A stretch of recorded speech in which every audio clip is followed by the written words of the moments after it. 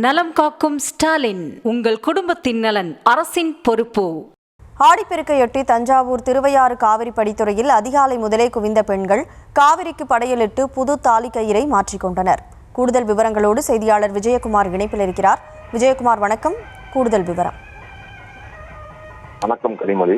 நீர்நிலைகளை போற்றும் வகையில் ஒவ்வொரு ஆண்டும் ஆடி மாதத்தில் 18ஆம் நாள் அன்று ஆடிப்பெருக்கு திருவிழா நீர்நிலையில் கொண்டாடப்படும் தமிழில் முக்கிய திருநாளாகும்.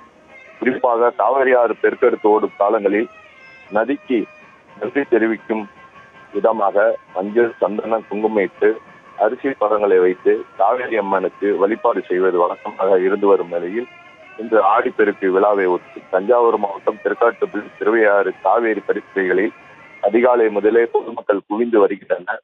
அரிசி, பழங்களை உள்ளிட்டவைகளை வைத்து பெண்கள் ஒருவருக்கு ஒருவர் மஞ்சள் பூசிய நூல் கயிற்றை கழுத்தில் அணிந்து கொண்டு சிறப்பு வழிபாடு நடத்தி வருகின்றனர்.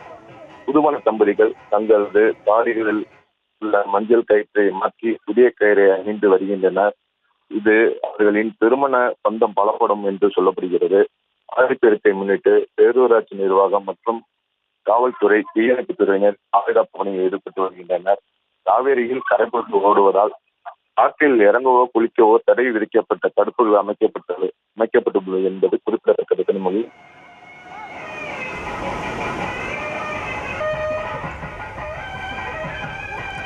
விவரங்களுக்கு நன்றி விஜயகுமார். நலம் காக்கும் ஸ்டாலின், உங்கள் குடும்பத்தின் நலன் அரசின் பொறுப்பு.